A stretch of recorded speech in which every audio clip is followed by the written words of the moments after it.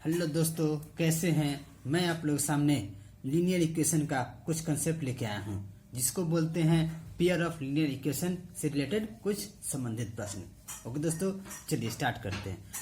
आपके पास दो इक्वेशन है। पहला क्या है, a1x plus b1y plus c1 equal to 0, इसको क्या बोले 1। दूसरा है a2x plus b2y plus c2 equal to 0, यानी इक्वेशन 2 है। यानी अगर आपके पास दो इक्वेशन है तो इससे क्या क्या केस बन सकते हैं। तो हमने क्या लिया, 3 केस लिया।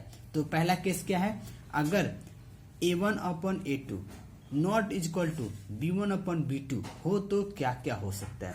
यानी सर इसमें क्या है, x y ये सब क्या है वेरिएबल, लेकिन कांस्टेंट क्या है a1 b1 c1 a2 b2 c2। तो हम लोग यहाँ क्या लेंगे, कांस्टेंट का रेशियो लेंगे, यानी a1 upon a2 a1 upon a2 और b1 अपॉन b2।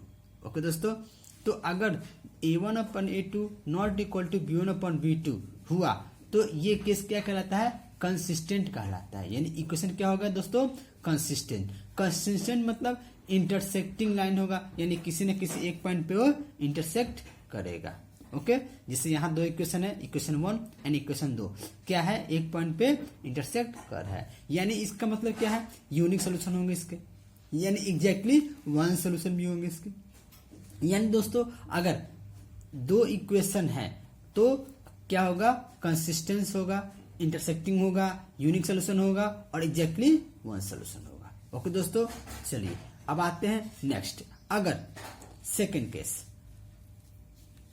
अगर a1 upon a2 b1 upon b2 c1 upon c2 अगर तीनों इक्वल हुआ तो, यानी अगर तीनों इक्वल हुआ तो क्या होगा दोस्तों, ये आपका लाइन एक पर कॉन्साइड हो जाएगा। ओके दोस्तों, यानी क्या हो जाएगा, इनफाइनाइट सोल्यूशन होंगे, मेनी सोल्यूशन होंगे, डिपेंडेंट इक्वेशन होंगे और कंसिस्टेंट होंगे।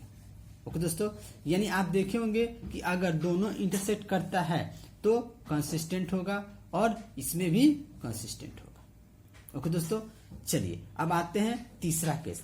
तीसरा केस, अगर a1 upon a2 b1 upon b2 और c1 अपॉन c2, अगर a1 upon a2 b1 upon b2 equal हुआ और c1 अपॉन c2 इक्वल नहीं हुआ तो इस केस में क्या होगा दोस्तों, पैरेलल लाइन होंगे, नो सोल्यूशन होंगे और इनकंसिस्टेंट होंगे। यानी यहां देखिए दो इक्वेशन पैरेलल में होंगे। यानी पहला केस में क्या बताया था कि आपका कंसिस्टेंट होना चाहिए, दूसरा इंटरसेक्टिंग होना चाहिए, इसमें यूनिक सोल्यूशन और एग्जैक्टली वन सोल्यूशन होना चाहिए, यानी एक पॉइंट पे कट करेगा।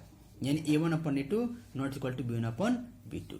और दूसरा केस में क्या होगा, a1 upon a2 b1 upon b2 c1 upon c2 अगर इक्वल होगा तो ये क्या होगा दोस्तों, इनफाइनाइट सोल्यूशन होंगे, यानी डिपेंडेंट इक्वेशन होंगे, कंसिस्टेंट होंगे और डिफिनिट सोल्यूशन होंगे, इन्फिनिटी सोल्यूशन होंगे, मेनी सोल्यूशन होंगे।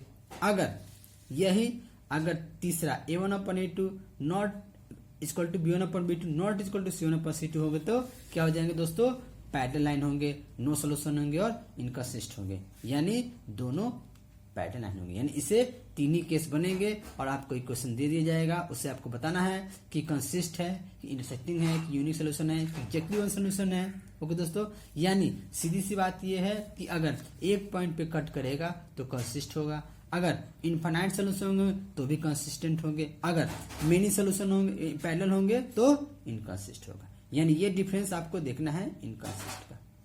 ओके दोस्तों, समझ में आ गया। चलिए ओके, फिर मिलते हैं नेक्स्ट वीडियो में, तब तक के लिए धन्यवाद।